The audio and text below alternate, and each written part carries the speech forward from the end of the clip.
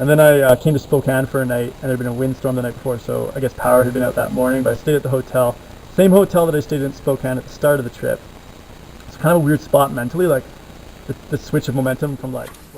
Okay, so camera switch, and I think I was talking about Spokane and like how I was at the same hotel that I had been in on the trip down like a long time ago, like 9 months ago, 8 months ago, whatever the hell. And how it was a weird kind of thing because it was like coming back up to like the top of the loop again before heading on to like sort of the redescent. I mean, I've been down, I'm up, down, down, down, down now. But yeah, it's sort of an interesting spot. And like I say, then I came here, which is Trout Lake, and this is Colville National Forest. And I didn't worry about bears here because they said something about bear traps, and but not bear traps. You need to have your food in a bear-proof container, and it was just really kind of explicit in this area. You need to be careful. But I haven't seen any bears yet. I've just seen a bunny rabbit, not even like a fast like jackrabbit type, like but an actual slow little dark-colored bunny rabbit. I've seen two of them, and there's a beaver in this lake as well. And so I got here and I did a hike yesterday up around over there. There's this cool little super clean lake, Emerald Lake over there. I might go over there today with my floaty, rainbow floaty that still works. I found out at Sun Cove. Yeah, yes, it's not pop. And I might go float on that lake. So it looks a little cleaner than this one. There's no vegetation or anything. It's just rocks and water.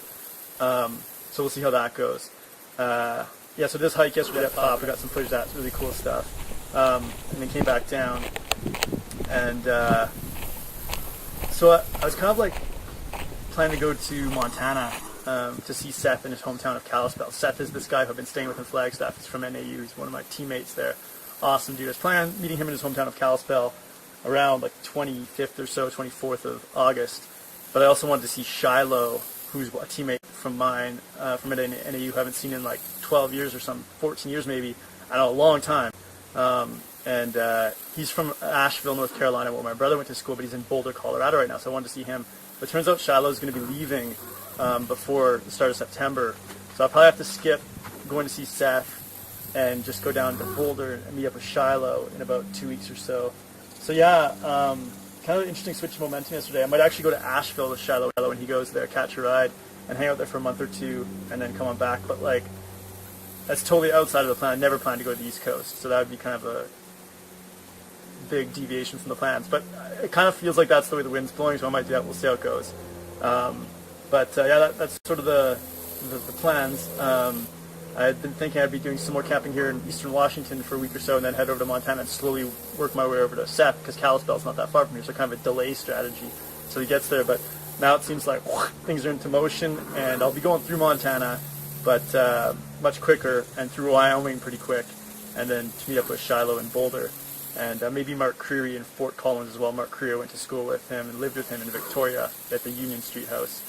But we'll see how it goes. It just feels like things are in a transition state right now and moving, and I'm definitely directionally moving back down, so things are coming to momentum again, and it's great.